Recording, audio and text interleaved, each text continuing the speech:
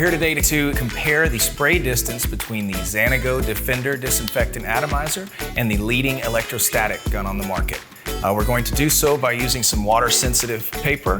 They're set out at every 1 foot. And we'll spray the gun for 5 seconds and see how far the spray goes. We'll start with the electrostatic. Go.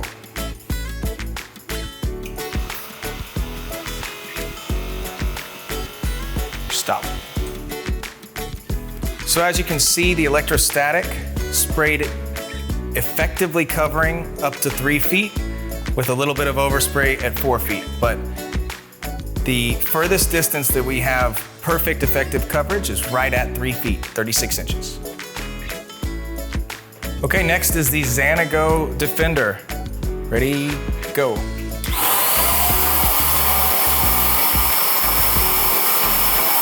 Stop. Okay, so as you can see, we've got effective coverage all the way out past 8 feet, nearly 3 times the distance as the electrostatic sprayer.